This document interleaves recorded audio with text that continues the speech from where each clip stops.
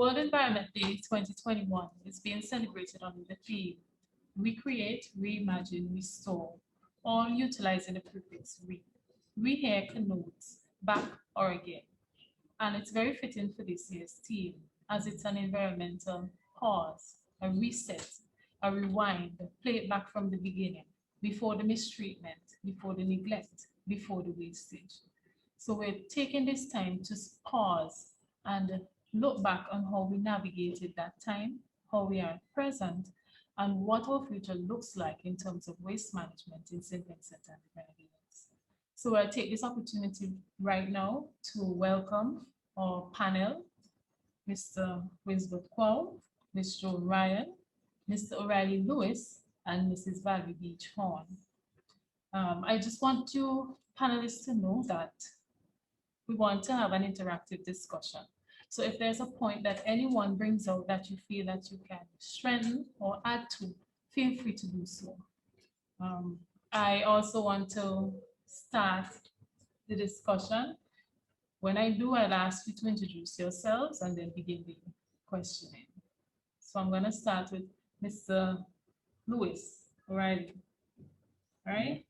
First question is yours. Before I do that, I just want to express thanks to everyone for accepting the invitation to be a part of this program. Mr. Lewis, can you introduce yourself and let us know when you became the Solid Waste Manager? All right, good day to all my former colleagues and friends and still friends.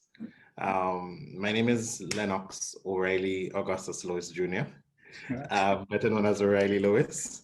I'm a civil engineer in training. I currently serve as the Division Chief Economic Infrastructure at the Caribbean Development Bank. Formerly, in my former life, I was an engineer at the Central Water and Sewage Authority. I think that would have been from 1993. I joined the Water Authority, and I worked with the Water Authority up through to 1999. And during that period, I served as the project engineer on the solid waste management project. After leaving for a short stint at the Caribbean Environmental Institute, I returned, I think, in 2000 as a solid waste manager. So that's when I joined the unit as solid waste manager. I know that the project had its had its orientation in the Ministry of Health, I believe. Is that correct? Yes. So well, not the project. Solid waste originally was housed at the Ministry of Health, but my recollection is that the execution or implementation unit for that project, which was funded by the CDB, in the context of Saint Vincent, was always the Central Water and Sewage Authority. So even while the solid management function was happening at the Ministry of Health, we were implementing the project, which was basically to deal with the collection system, improve the collection system and the disposal system. So it comprised the construction of, I think it was 2 landfills, sanitary landfills, and the closure of the existing dump sites where they existed, the main one being in Annesville, but also in I think there's one in Beckway, side, I think there's one in Chile. Yeah. So our responsibilities were to close those sites, construct sanitary landfills, and implement a new collection system. Okay, thank you. I'm gonna switch it up a little bit and ask Mr. Quow to introduce himself and let us know when he joined the Solid Waste Management team. Okay. My name is Winsbert Almando Quow, and I started off at the CWS as a student engineer when I was studying at the University of West Indies in 2000. When I came home from on vacation, I had a summer job at the CWS and I was in the water section as a water engineer, a student engineer. Upon graduation, I then came back as a student engineer, and it just so happened that just before making a decision to returned to Trinidad to do an MPhil, a position was opened for water engineer at CWSA. So I decided to take the opportunity and I became a water engineer in 2002. And then I eventually, about a year and a half after, there was a project opening. Sorry, there's a position opening with the solid waste unit for project manager for the Grenadines solid waste project, which was a project that was seeking to implement a sustainable solution to waste management in the Grenadines. So I took that on, and it was funded by the European Union. And then after doing that for a year and a half, again, the position for solid waste management solid waste manager became open. So I applied and I became solid waste manager in an acting capacity in 2005 and was confirmed in 2006. So I would have been in this position for my maths is correct, some 15 years now. All right. What was your role then as solid waste manager? How was it evolved over time? Well, when I became solid waste manager in 2000 and I started acting in 2005, we were at the point where we were trying to make our collection service more efficient. It was decided that collections in Saint Vincent should be island-wide. I don't think that was part of the original plan. And so the trucks that we had, the capacity that we had to collect garbage had to be improved. And so the first thing that we started to do was to try to make sure that we can collect the garbage at a reasonable time. We needed to strengthen our fleet. We needed to do some route rationalization, make sure that we can cover the routes within a reasonable time frame, because the collection standard back then was from 6 a.m. to 6 p.m. But there were some issues with that in terms of garbage being on the road for that long period of time. We had stray dogs that would get at the garbage and create an unsightly situation. So we thought about reducing the time from 6 to 6 p.m. to 6 to 12. Cut that collection time in half. So that meant that we had to increase our capacity, our trucks, and we did that through privatization, privatizing some of our routes. We also had to transform our maintenance program because we needed to make sure that the trucks that we have are kept on the road.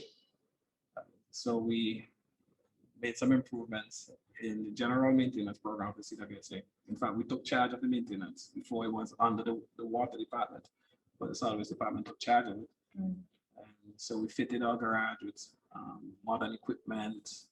We got well-trained staff. We implemented a transport policy that speaks to the replacement of assets like trucks. And so we were able to achieve that very early. So I think that initially that wasn't what I thought my role was, to make sure that we can settle down the collection service, make it more efficient, because that's the face of the operation. That's what people see, taking the garbage off the road. And by doing so, we sort of reduced the complaints that we used to get, because there were times when you would miss a collection day. Trucks would break down, or you just didn't have the capacity. And so I would say for the last 10 years, since we've taken those initiatives, for the last 10 years, we've hardly had any situation where we missed a collection day or any complaints in that regard. And also in terms of the garbage being scattered because of stray animals, that has significantly reduced as well. Right. So, Mr. Lewis, back to you. I'd like you to give us some insight into the genesis of the OECS Waste Management Project and how the transition happened or how it took place coming to the CWSA. So the OECS Solid Waste Management Project would have, if we go back to its roots, would have come out, I think it was the MAPOL Convention, which was an international agreement to protect the sea, the coastal waters. Right. And it had to do with originally it was an initiative to put facilities in place for the islands to be able to accept garbage generated on ships. And I think the political directorate in the OECS realized that, well, we can't deal with our own garbage. How are we going to be accepting garbage from ships? And we need to deal with that problem.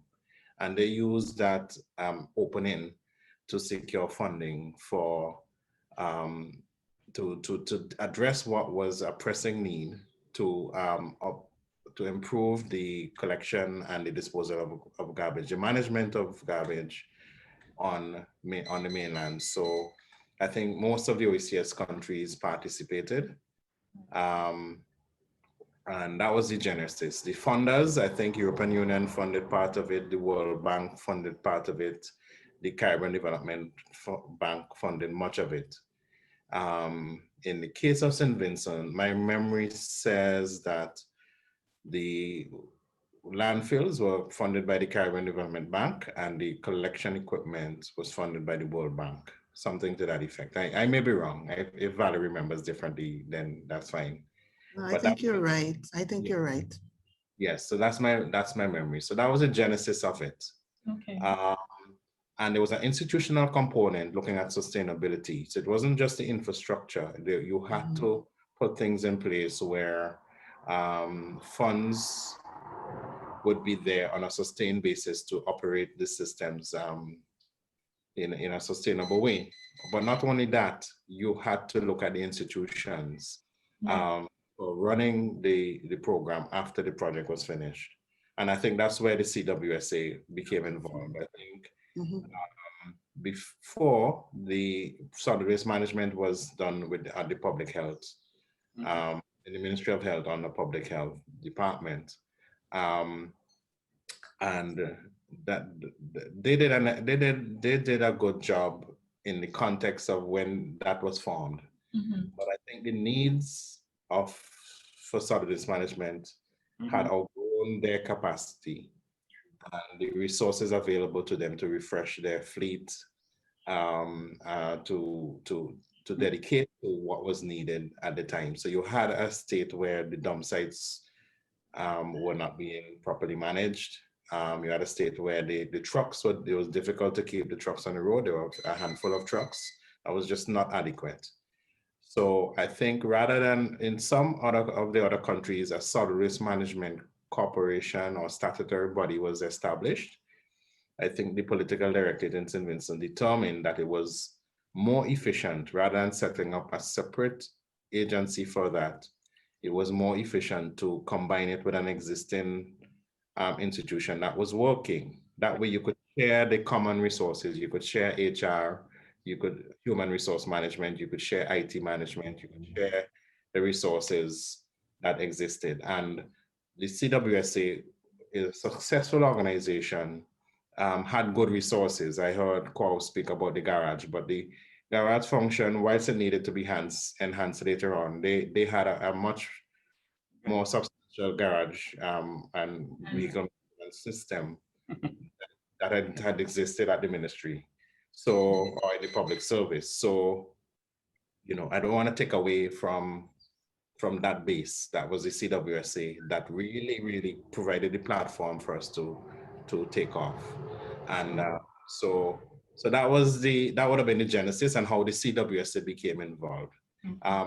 Before we were the agency responsible for solid waste management, we were the executing agency for the project. And that primarily was because we had the engineers and the project management capacity to manage the project. There was a project manager that was brought on, and then there were consultants, engineering consultants dealing with the design, a Canadian company that were also brought on, and we provided the engineering support and the project management support. All right. Thank you. So, in your estimation, or as manager at the time, what aspects of the implementation process were most challenging? I think that all aspects. I think the first challenge was that detailed designs were not done. When the project came to the CWSA, we had to go to the process with the consultants to get detailed designs for the landfills in particular. And so they had to now do the investigations, the soil investigations, the environmental impact assessments, and so on and so forth, to get suitable designs done. And that did take a little longer than we thought. Then there was the issue of then engaging contractors. And that was a difficult process because we ended up in a scenario where the project wasn't big enough to attract international players, but it was almost too big for the local players. It kind of fell in that middle zone where you had conglomerates had to be formed, and you had to make compromises in terms of the required experience for the job. So I think these kind of projects are oftentimes once every 20 years, once every 30 years. So in a lot of ways, the team doing it was, we were learning as we go along, you know? So those were the challenges in terms of the infrastructure. In terms of the transition, I think we probably underestimated the impact we will have on the CWSA and the operations of the CWSA. Right. And I think whilst I'm not there now, so I'm assuming that it's a harmonious relationship and everything is hunky-dory. But it did cause some tension, initially, because the workload, for example, on the garage increased significantly. So the supporting systems and structures, there were some challenges in that regard. At that time, the manager was Mr. Daniel Cummins, and I think that he was able to fairly successfully manage those challenges in terms of the integration between our unit and the rest of the agency. And I think Saunders, the current manager, would have carried on that work in a very commendable way. So that would have been the challenges. It was not easy. The good thing was that we had resources. We had money coming in the initial stages, and we did get legislation established where money was coming in. I think there's an addition to the water bill related to solid waste management, Winsbert. Yes. Yeah, initially there was the environmental charge on the water bill. Right. That was useful. Probably on the charge. Well, I have no doubt, but it's a start. It's better than nothing, you know. If it's caught up with the actual demand, but I know that was a start. So, yeah, I think when you look back at the accomplishments and so on, I think we were in the front line, so we get some credit. But I do think the policymakers at the time, the governments, both the current government and the former governments, who would have made those decisions and advanced them and created an environment where we could succeed, should get some of the credit. Yes, definitely. Totally agree. Correct. Now I'm going to move on over to Valerie. Can you introduce yourself and tell us when you joined the CWSA and in what capacity? Okay, I'm not going to be like the guys. My name is Valerie Beachon. I am the current country program specialist for the Pan American Health Organization for the UK overseas territories of Anguilla, British Virgin Islands, and Montserrat, and I'm based in Anguilla. Previous to joining PAHO, I worked for 4 years at the CARICOM Secretariat with the AIDS program. And previous to that, I spent some time in the UK working with the National Health Service. This was after I left the CWSA and the solid waste program that I joined in 1999 November. And I stayed there until January 2004. I came in as the public education, public awareness manager. And my role was basically to let the public understand the project, understand the process and the changes that would take place as a result of the project implementation. Okay. The project, I know the project stipulated a training and education along with public awareness. Can you give us some insight into how you went about fulfilling this criteria? Okay, well, first of all, we had to do an assessment of where people were. And as O'Reilly pointed out, the Public Health Department was the agency responsible for waste collection and management initially. So we had to recruit people and we had to train them. And I know O'Reilly was very involved in that kind of training. We had to train them about proper waste management because we were moving from open dumping to a sanitary landfill. It required a different level of management that people had to learn about. So we had to train staff, and we also had to educate the public about what was going to be required. For example, we focused on recycling and reducing waste. So we had to tell people about what wasn't going to be accepted in the landfill and why. So all of this training was going on at the same time when the engineers were trying to design the landfills, and it was a really, really very busy time. But yes, we did that training in-house, and also we had training done from the engineers who were developing the landfills. So that was basically how we did that. But I can speak to some other work that we did in the community later on. Okay, because I was just about to ask what mediums were utilized to conduct the training. Okay. We did a variety of things because we had to focus on the entire country. And Joan Ryan came on the program to assist me.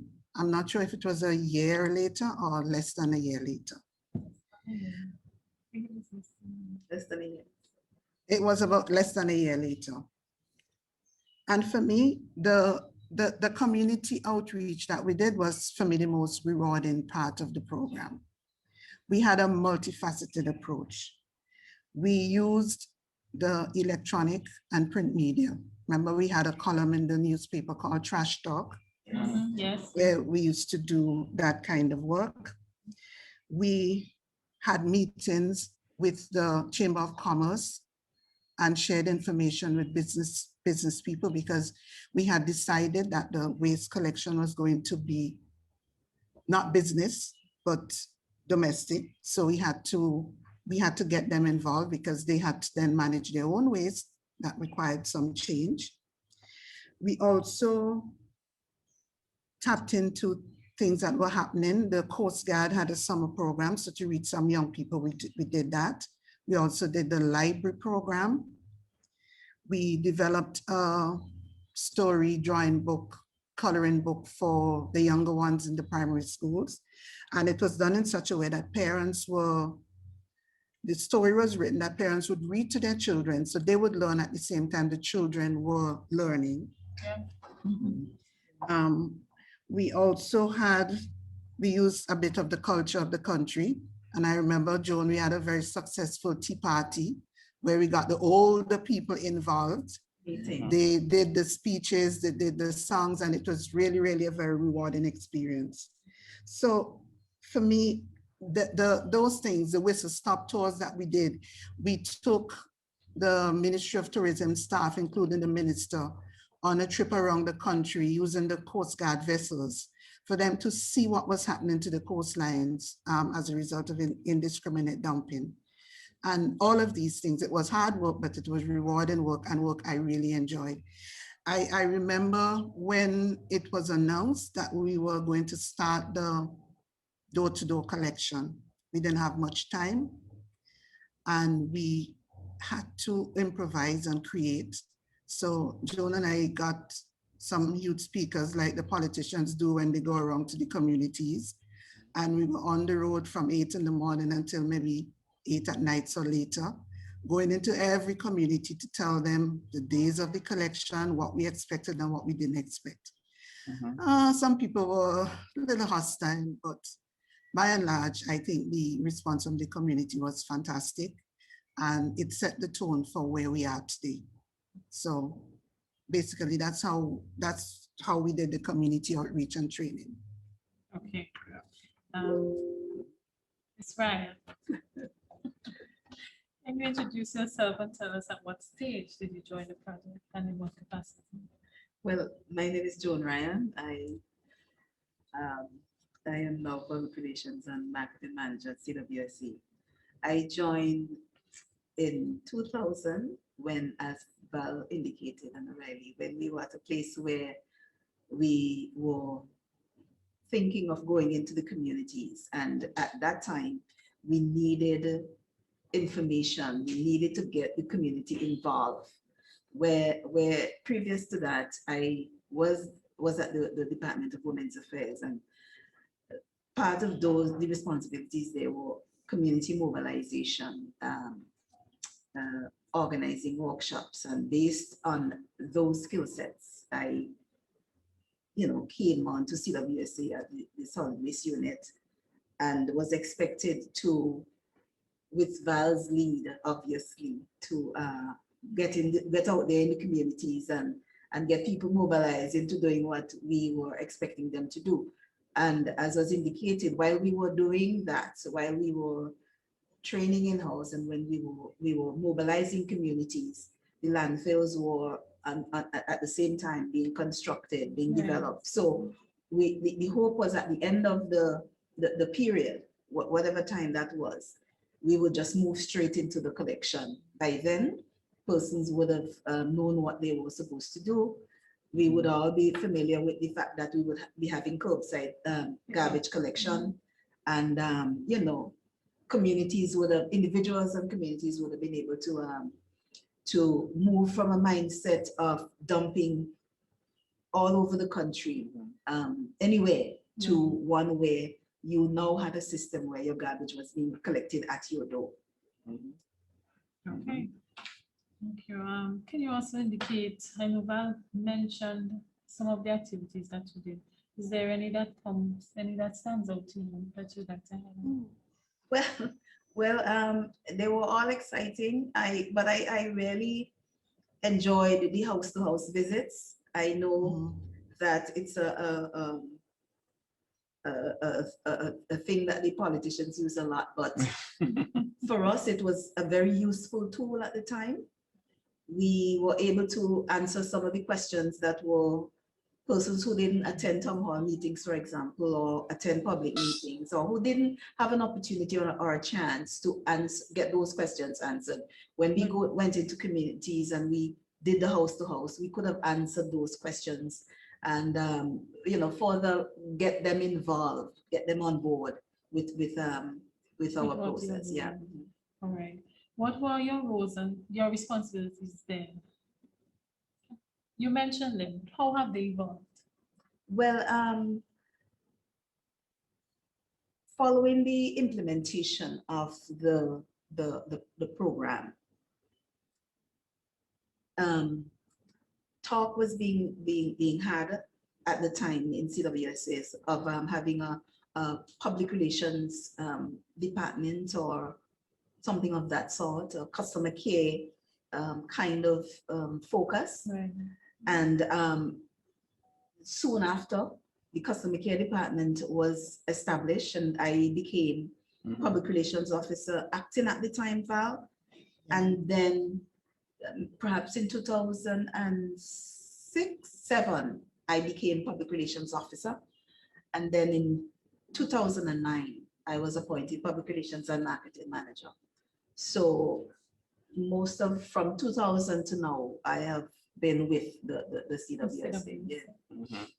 I think that public relations part of it is what helped with the assimilation of the solid into CWSA, because CWSA didn't have a strong public relations department. That wasn't a big part of the operation. Correct.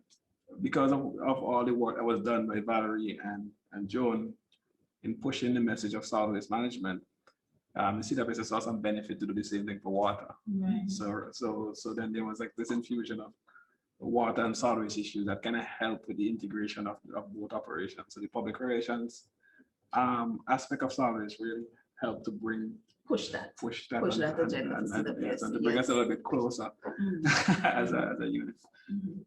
All right. I just wanted to get from you. Was there a collaboration of the public education and awareness component regionally?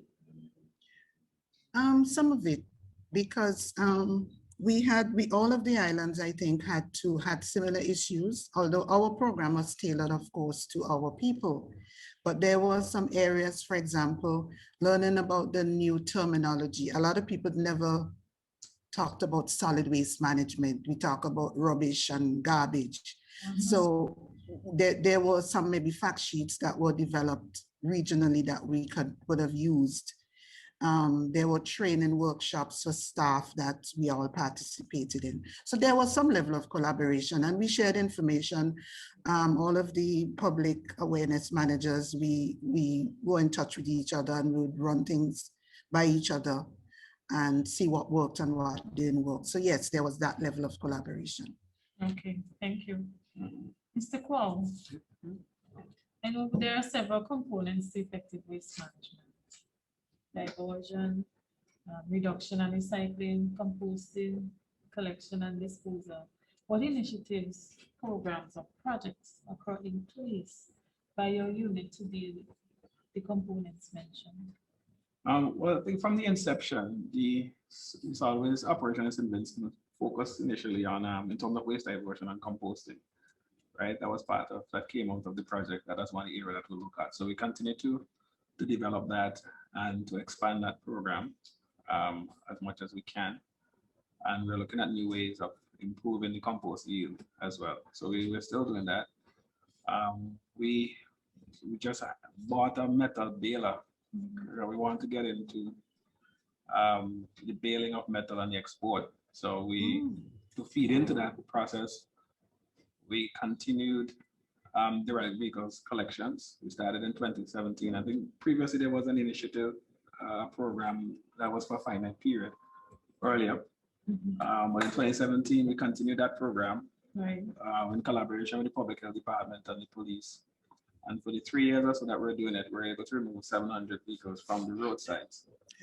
And so to be able to make use of that material, this year we commissioned the metal baler that we're hoping to make those bales and sell them to the private sector for off-island shipment and eventually recycling. So that's one area that we're looking at. Another area that we're looking at. We're also partnering with the private sector. There's a private company in Saint Vincent that does the processing of plastic bottles. They started in 2013. We worked with them to finally operationalize the Bottle Levy Act that was in place since 1991. So they are offering a fee for plastic bottles. And so a lot of those items are coming to them, PET bottles in particular. I know we're in the time now where we're talking about reducing the plastics that start going into the ocean. So they do an average of right now about 160 tons per year of plastic bottles. Since the program started, they have removed, in terms of numbers of bottles, over 42 million bottles from the environment. That's significant. And a lot of that money for that program is going back into the hands of the collectors. We have about 350 people. Some of them are vulnerable people from the lower income strata that collect these bottles and sell to them. So we work, so we're trying to expand that program and get more items into that capture by using the legislation, making some amendments in the legislation maybe in the future to improve that, the amount of items that we get and assigned to recycling. So that will include cardboard and aluminum. They already have cardboard and aluminum, lesser quality, lesser quantities, and things like batteries and so forth as well. But there are different types of plastics that we don't capture currently because the program is targeting PET and HDPE, but there may be other types that we can also try to get into the program. But that has to be supported by the legislation, some changes in legislation, because there's a dollar value attached to those items when they're imported, that the importer can get a refund if they prove that they have managed them in an acceptable manner, meaning get them into the recycling process. So that's what's driving this. Okay. And we're hoping to expand upon that going forward. I know at the landfill there are some waste reduction initiatives, composting, charcoal production, and wood chips. Yes. Can you give us some insight into these processes?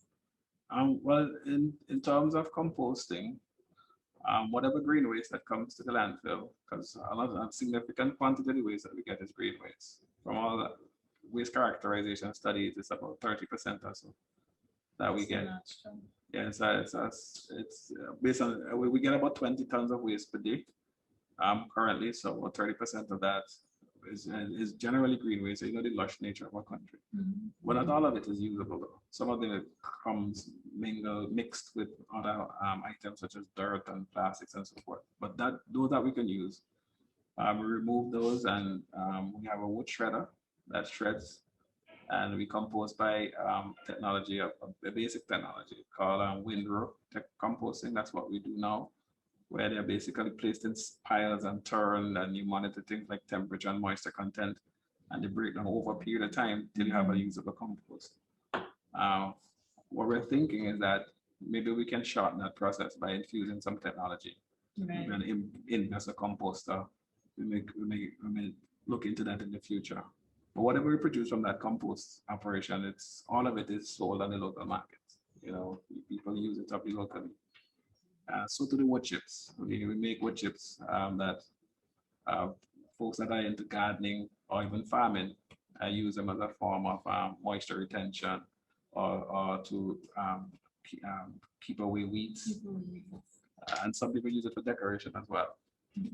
So we're able to do that. And like I said, our metal compacting program, that's we're just about getting that started. We've already had several private sector persons who have expressed an interest in buying the bales from us. So our team, we've just been trained into making sure that we have the bales of the right quality that would make it, that we can get the highest value from. So that's what we're working on. So by the end of the year, we'll get to that point. Okay. End of this year is 2021. So what about white goods collection? Yes. Well, in 2011, we implemented an island-wide white goods collection program where we do that twice per year. Prior to that, that is free. That is free. Before then, the way the operations was structured is that you would have had to pay for your white goods collections, because we don't collect that in our regular domestic waste collection service. But at that time, we were also introducing a rate increase. We were asking for a rate increase. We were moving from $8 to $11 a mainland Saint Vincent. And we also wanted to include something that we could, help for folks to feel like they're still getting more value for their money. Yeah. So we implemented this island-wide white goods service, which has great benefit in reducing vector-borne, the effects of vector-borne diseases such as dengue. We had a chikungunya outbreak that was back in 2014, and Zika. I think Zika was 2016. Those days. But this essentially what happens is that twice per year, the trucks come around, and whatever white goods you have, your old fridges, furniture, appliances, you can have those collected for free and taken to the landfill. We do that generally around September each year and February. It has become such a feature that folks expect it. They call when is the white goods collection day, because it's a useful service for them, and it has contributed significantly to just the aesthetics around the country and around people's homes. You're not seeing a lot of those items in folks' yards and so forth, and you're not seeing them in the drains or on beach sites. Whereas prior to that, you may have had them ending up in drains and causing blockages whenever there's heavy rainfall. You're not seeing that. That's not an issue in Saint Vincent so much anymore because of the program. Because we've been doing it consistently for 10 years now, removing some 25,000 cubic meters of material. And if you were to conceptualize it, those regular trucks that you see, dump trucks, which are about 6 cubic yards, that's about over 4,000 truckloads that we removed from the environment. So quite recently, when they had a dengue fever outbreak in 2020, a lot of countries were trying to figure out what can we do to help to alleviate the impacts of this. And that's one of the things that they were proposing, other countries in the region. But we were already doing it for so long that it was not a case where we had to come up with something new. We just had to continue doing what we're doing. Yeah. And this year, I think we're going to add another one of those. So it's going to be 3 times a year. We're hoping to move it to rather than 2 times per year. Okay. All right. Thank you. Mr. Lewis, back to you. I wanted to get from you, from your recollection in the early days, what the collection fleet composed of, what equipment was available, what equipment came under the project. I remember there was some collection bins and so forth. Could you give us some more insight into that? I recall that the transitioning from the public health department, we were pretty much starting from scratch. I don't think there were any vehicles there that we could have transferred and utilized. They were all at the end of life, and there were not a lot of them, right? So I remember maybe 10 to 12 vehicles, various sizes. I think we were wrestling with the selection of what type of vehicles because the efficiency calculation suggested that the larger compactors would be best and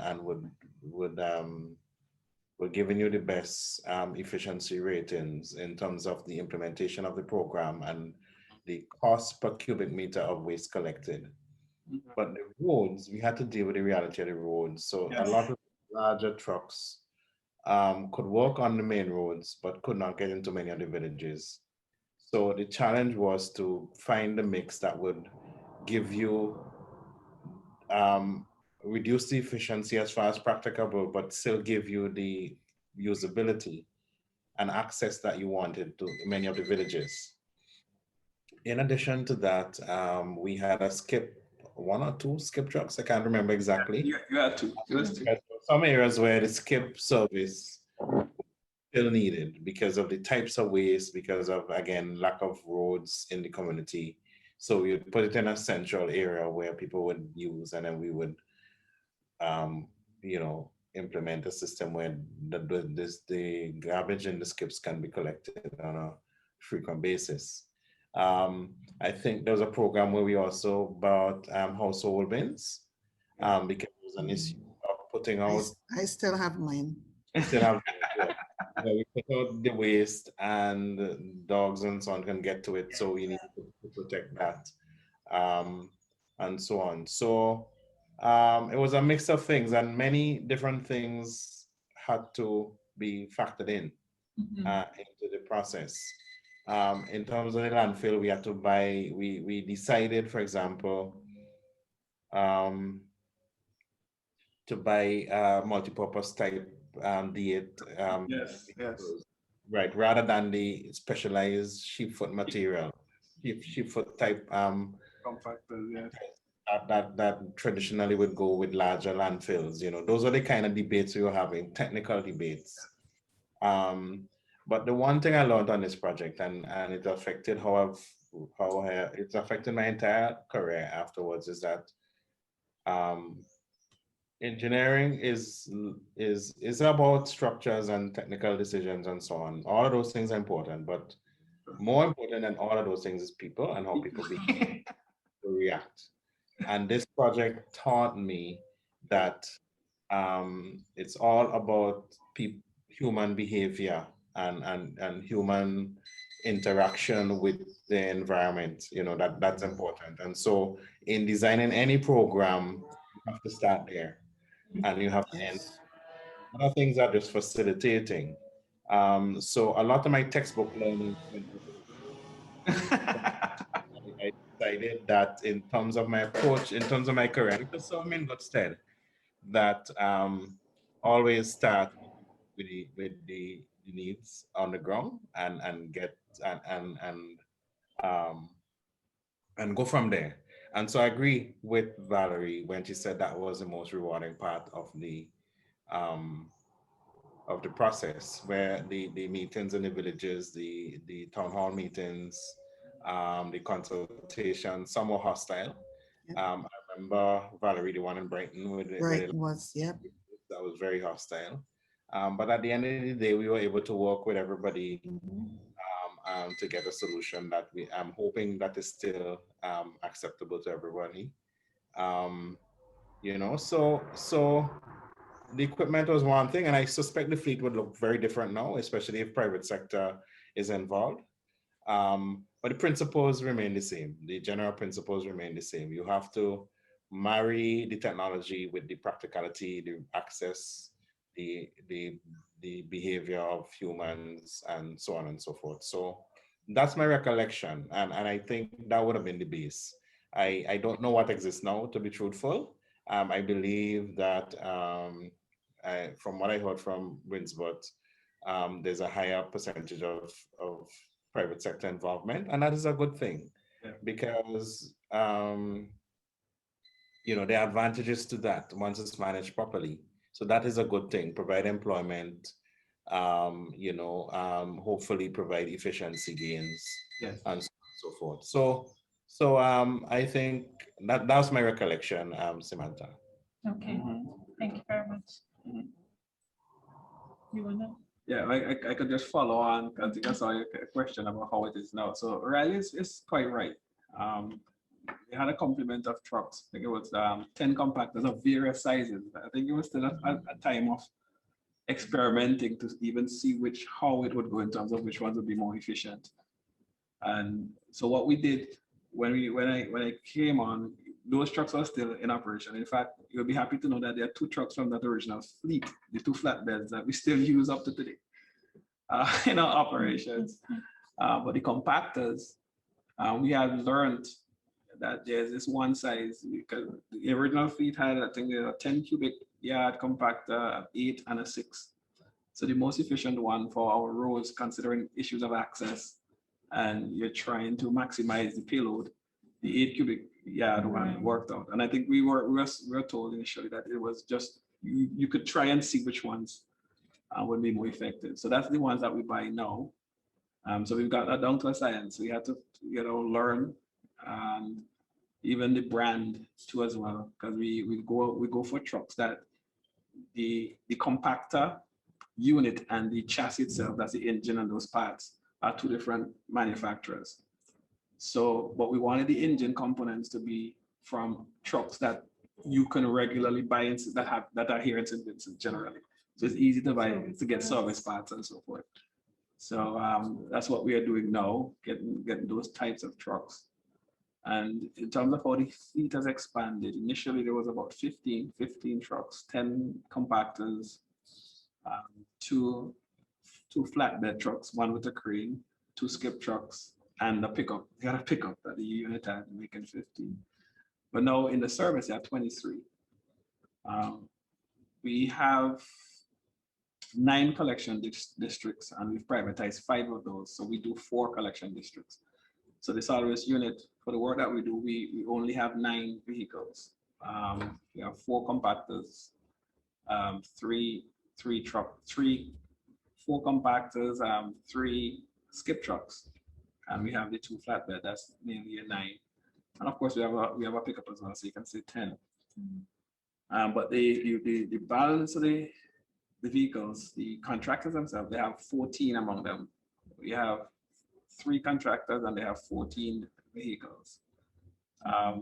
They themselves have 9 compactors, and the other trucks are flatbed trucks. So we've expanded the fleet capacity by 50%. And that was necessary too, because like I said, we wanted to move the service from being from 6 to 6 to 6 to 1, that time frame. Okay. And so we needed more capacity. We made some of our routes smaller, so that we can be able to get the garbage collected and brought back to the landfill just before 12 o'clock. And I was saying for the last 10 years, it took some time to get to that point. You have to find the right contractors, you have to find the right equipment, you have to make sure that your maintenance program is where it needs to be to keep the trucks on the road. But I was really pleased that for the last 10 years, we've basically had that under control. That is very strange now for folks to miss their collection time, Right. for any reason. And so I think we also wanted to support what we were telling the public. Because once you tell the public you're going to give them a curbside collection, and you tell them it's going to be on this day, in order for them to believe, you have to comply on a regular basis. You have to back it up with the service. And so you have to be consistent. And it's that consistency that warms my heart, that when you drive to certain communities, especially some of the lower income communities, on the collection, then you see the garbage line up on the road. Yeah. And what used to discourage the public too is that if it was there for a long time and we had no control over that, we have a culture where dogs, and then there's no dog animals, there's no strong animal control presence. I know in Barbados it's more so than in Saint Vincent, but we're still struggling with that here in Saint Vincent. So if the garbage is on the road for a prolonged period of time, the dogs will get at it and it will scatter it all over and it will create an unsightly scene. Right. And it would make it seem like if your collection system is not effective. So we saw that, we have to reduce this collection time just so that we can get the public to see that, to see the difference when they look around the communities. And that has really helped in changing the mindset and the ownership of waste management. Still have some work to do, but we've come some ways. Right. Valerie, O'Reilly mentioned the human element and how it impacted and changed his thinking. And Quow just mentioned the mindset of some persons. What would you say was the most challenging during the early stages of implementation? Well, in addition to what O'Reilly said about getting solid waste meshed into the CWSA, generally speaking, just changing people's attitudes and getting them to conform to a new way of doing things took some time. I remember getting the business people on board was a little rough. I remember days when we walked through Kingstown and actually opened bags of garbage left on the street to know whose trash it was and to go and have a talk with the business people. So that was the most difficult part for me in the beginning, getting people to change their attitudes. But I'm really happy to say that, as Winsbert mentioned, when I come home and I see people still adhering to the collection day and all of that, it really, really warms my heart. Yes. Yes. Right, yes. Joan, now coming up what Valerie just said in terms of the challenges in public relation activities, can you give us a contrast of then versus now? I think no. What you have happening is everybody have a cell phone, and what we had to go around back then to find out is seen on Facebook before you can say drop a hat. And so everybody have become a journalist. Yeah. When we would call the TV station or the radio station back then and say, let's go to so and so, we have a problem of illegal dumping in this particular area. Now that information comes to us. Somebody post it on their Facebook page or send it to CWSA's Facebook page, and we know that we will deal with it. So it has become it's sometimes it make it look as if we have so much more work to do. To be honest with you, as a challenge, because it's out there and it's in your face, so to speak. But I think it's always been there. There would always be elements within the society that would illegally dump, that would litter, I think now it's a little bit more noticeable and at a faster pace. And to look at that another way, Symantha, it gives us an opportunity to problem solve along with the public health department, of course. Right. And you can also add that the public themselves are helping the CWSC in combating the problem. Well, Because they actually send the information to us. They are called. We get messages, we get calls, we get they call, they make us alert, they see where things are happening and how it should be. well, that is so, and I'll take it a step further, because there are some communities who will decide to do their own cleanups as well. If there's an area, I know there have been areas in various communities, various places in Kingston, in various areas where it was highlighted that a problem existed, and an interest group will decide to go and clean that area up. Right. In fact, persons still call the CWSA to say they're going to clean up Canash Beach, or they're going to go down to Kittels, or they're going to Camden Park Beach, or they're going to be cleaning up South Rivers area, whichever. So this kind of exposure, it also motivates community members or community organizations or individuals to become involved in their own solution for waste management, which is good. All right. Mr. Quow, what new technologies has your department implemented to advance waste management in its region? Right. Well, right now we're looking at using GIS to map our collection routes, and we have tracking software that we have in some of our vehicles, not just for solid waste, but for the water authority as a whole, to be able to determine where how our trucks perform on a particular route, collection time, even things like fuel consumption and so forth. Because we're always trying to see how we can make it more efficient. Right. One of the things that we're aiming at, because I have a technician working on that now. He's collecting the data, he's putting it in the using the software to create the maps and so forth.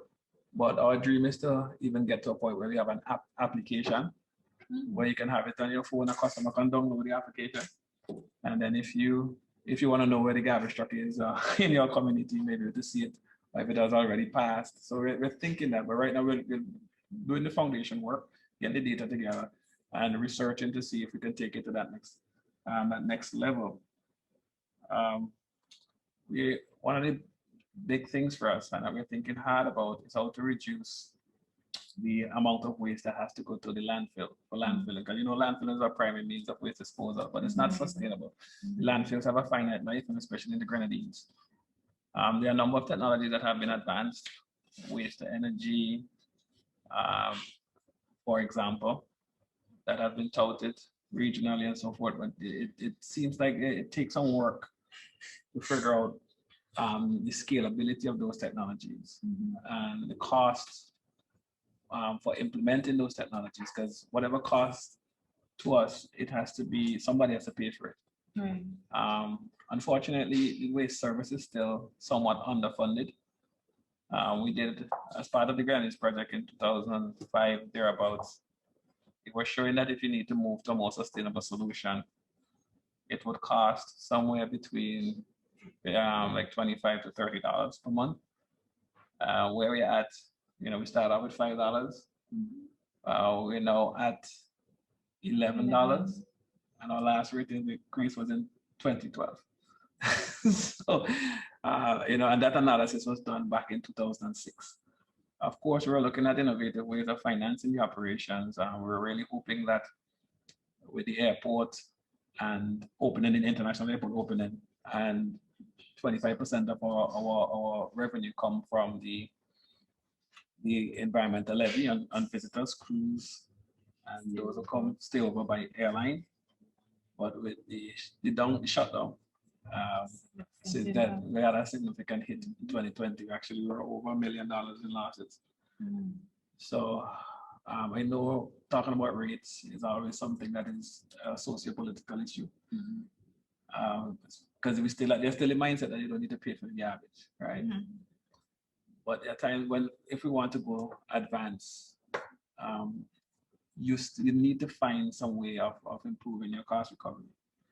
And that's one of the things that I've been trying to think about going forward. We've been working with the private sector to see if we can have some strategic partnerships to help to reduce the need for the average person to pay more, but that could only go so far. But that's so, and especially when it comes to the idea of the waste to energy technology. It seems like so far you can't produce enough electricity based on the waste volumes that we generate in Saint Vincent to be able to see the sale of that electricity paying for the actual process itself. So we're still analyzing those opportunities. Okay. In terms of equipment, what type of equipment do you use daily in the operation? Well, apart from like we spoke about our trucks and our landfills, where we have our bulldozers and track loaders. In fact, those are becoming more computerized, right? In fact, we just bought a new track loader, and we received it earlier this year, and everything on it is touchscreen. You have to download training manuals. So it's so even our grad staff have to keep retraining themselves. Because the technology and the equipment itself is changing. We just bought a new baler, as I said, and it's a new operation for us, so the staff have to familiarize themselves with that as going forward.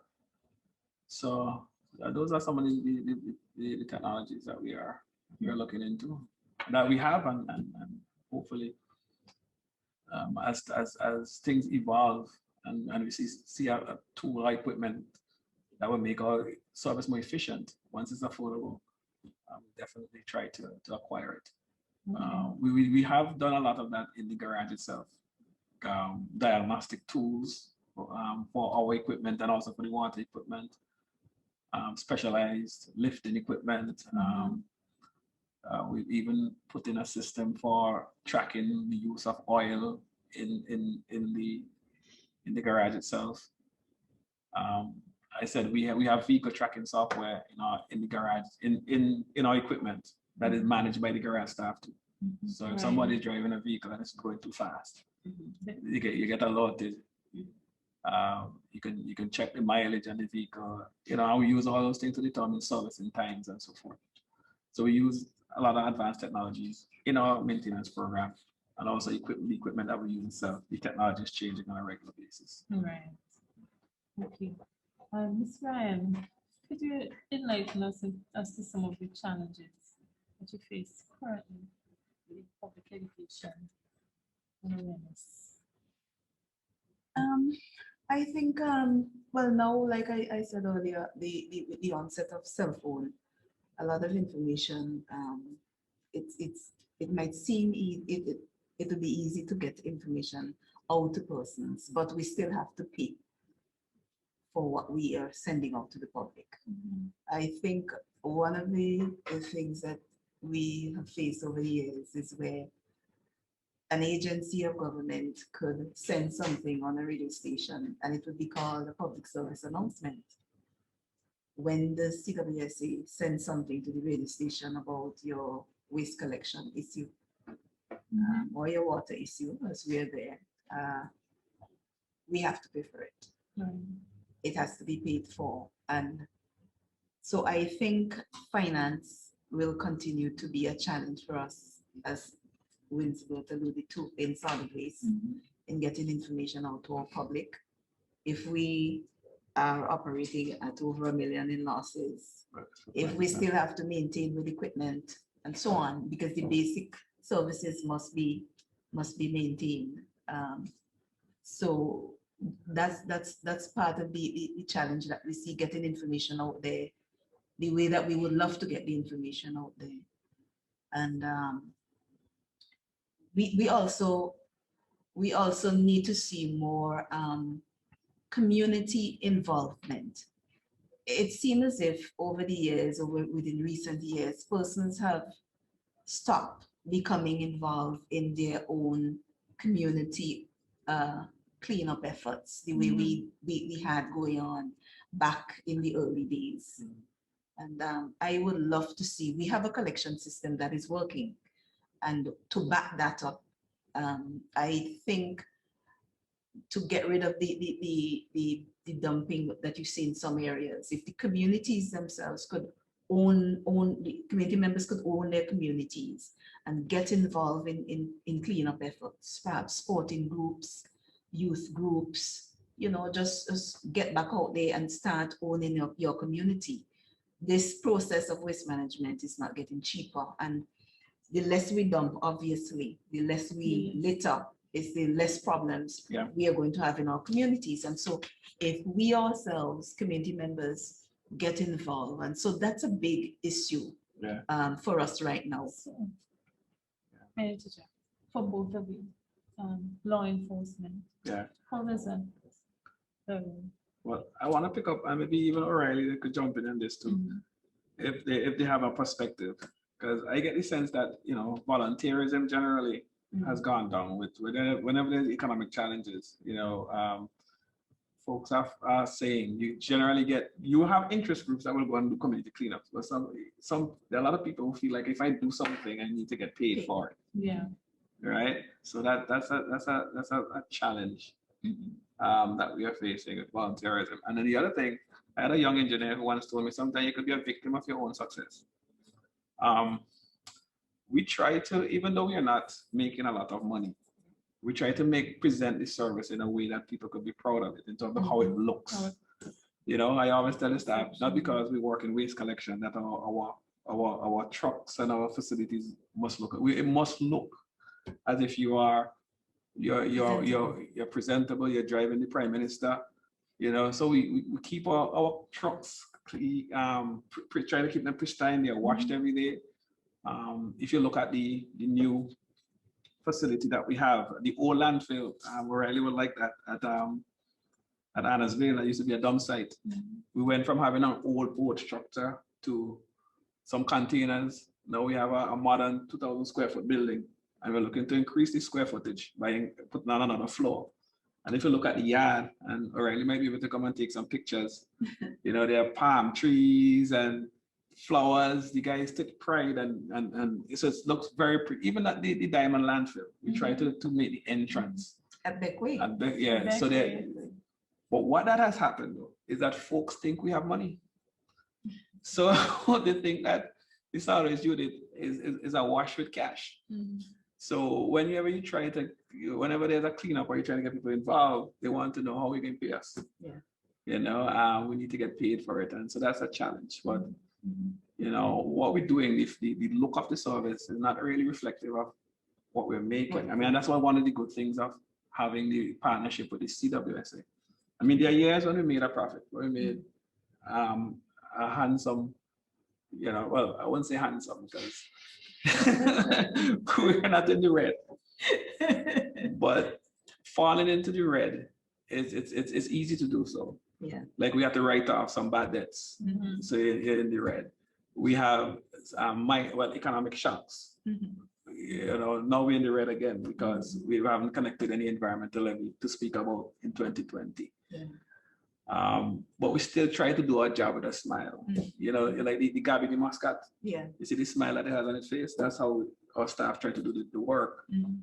And but people tend to think that, you know, you're okay, you're fine. And some of the supporting agencies that's supposed to help you, they stay back. No, because they're like, you guys are good. You know, during the project phase when everything was just getting started, there was this groundswell of support and enthusiasm. But as you get into the consolidation and you start to do the routine things, there are lots of people who feel like, well, you guys are fine. We don't need to be as enthusiastic about helping. And that's one of the challenges I think that we still have to overcome.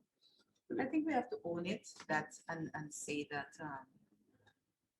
no amount of public education and awareness would be successful if we do not have the law on our side, actively prosecuting persons for dumping, for littering, and so on. And we have been saying this from the one that we need to work alongside that important aspect, Winsbert. And I believe until we have that on board fully, I'm not saying that things aren't being done, but until that aspect comes on board fully, you know, there would be elements in our society who would continue to give us trouble. What has been the experience? Well, I don't want to take away into it, but I wanted to, I'm interested to know what's the thoughts from, you know, someone like O'Reilly who's been in Barbados, and now we have Val who's also overseas in Anguilla, and this whole issue of law enforcement and in terms of environmental legislation. What are you guys' thoughts on that? It's a challenge. The society has changed, is changing, and voluntarism and the sense of community and so on does seem to be declining from, you know, from even in and I'm a young man, right, Quow? So it's from all my lifetime. From my memory,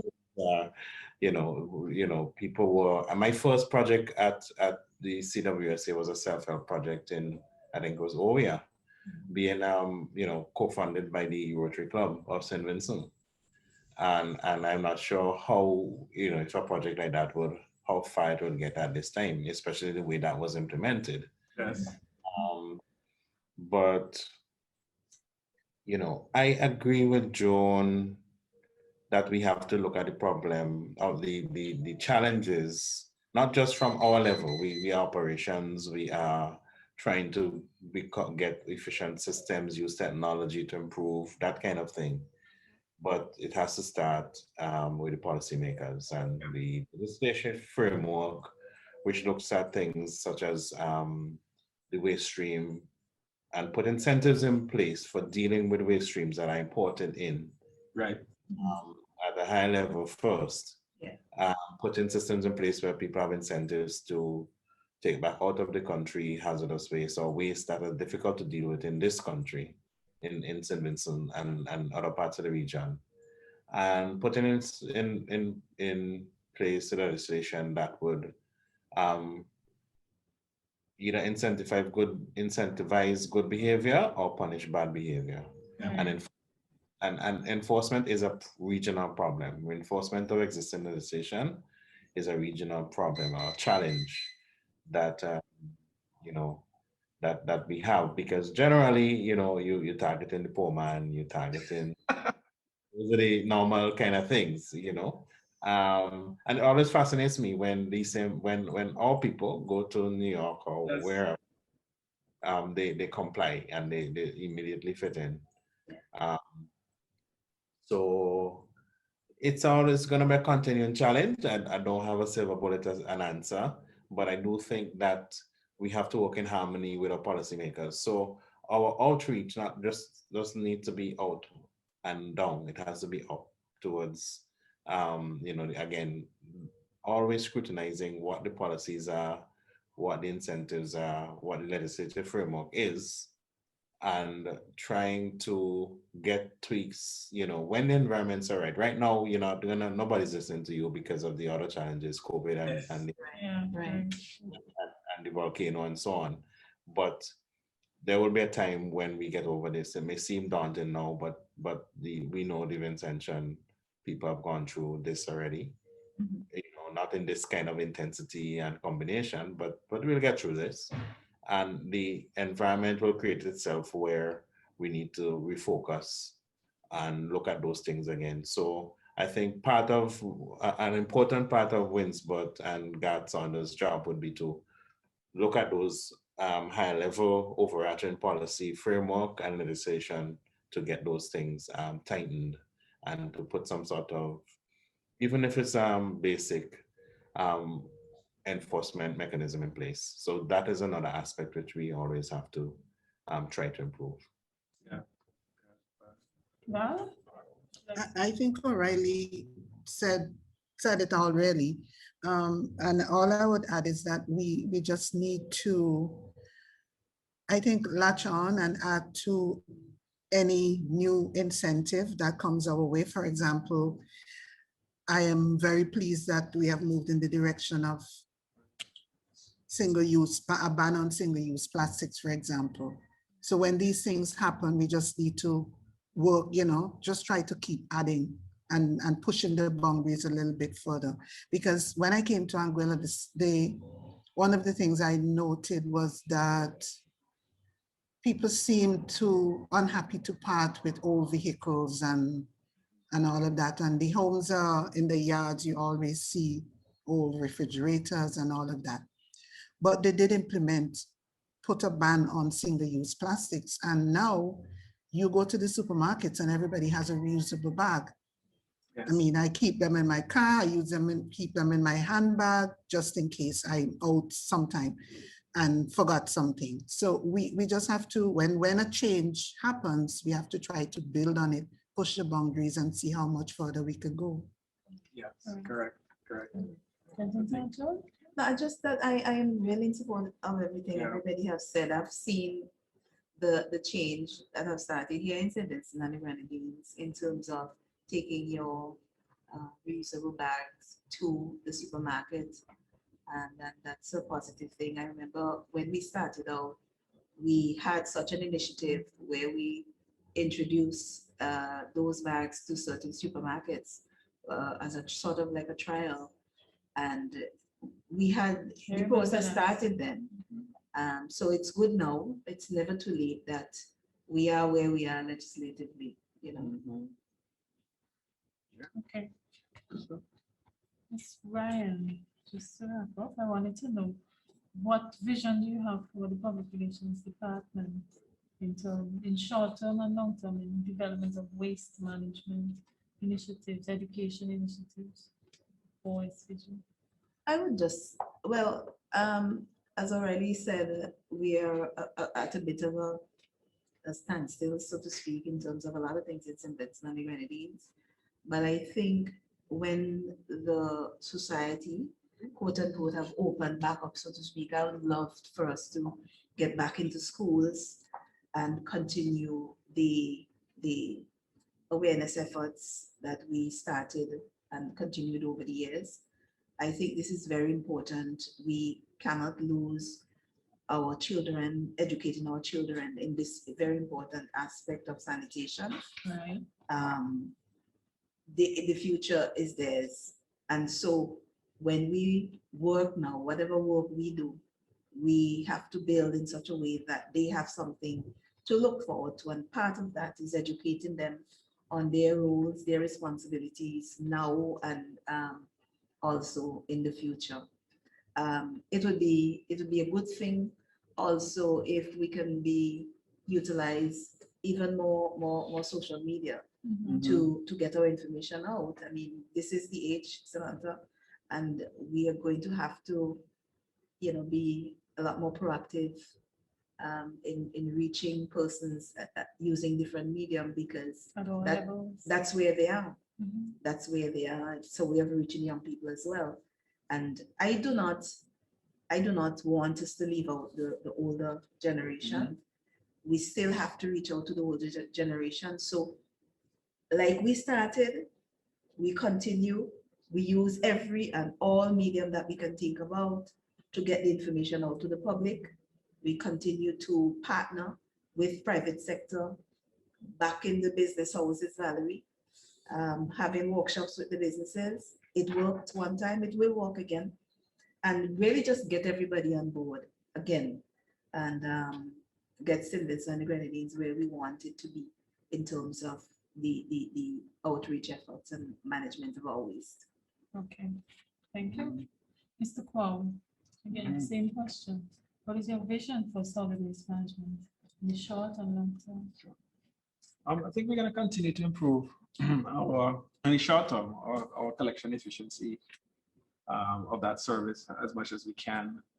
And we're going to to try and get more of our young professionals get involved in the service itself. You know, we have some good skilled people, mechanical engineer, environmental engineer. We're just gonna try and raise them up so that they can keep. As already said, you have to look at the people, and the people who are part of who help to manage the service, is to really get them trained up, so that they can take it to the next level. Right. You know, so we're working on that continuously. We want to try and improve waste diversion strategies. You know, we definitely can't continue to landfill. It's just not practical in the long run. So we are working hard to figure out what would be the next step in terms of using the waste as a resource, reducing them with what we have coming into the landfill.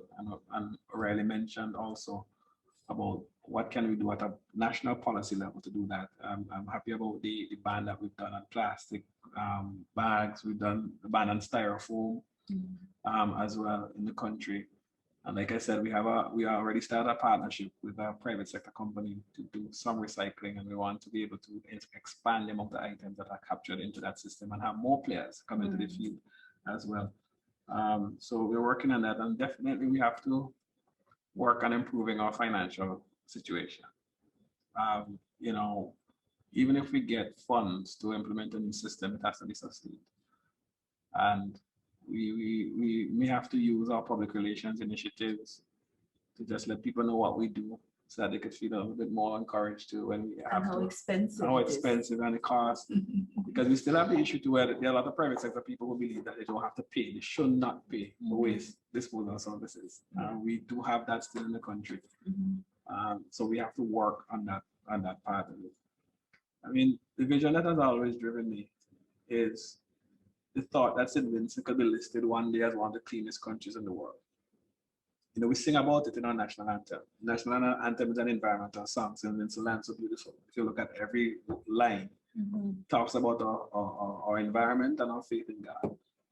And it's always been something that I am trying to see how we can get to that point where the world can recognize us as that. So I study some of the countries that have done it well, and they have a good mix of education, they have the systems in place, waste management and disposal, and then they have law enforcement.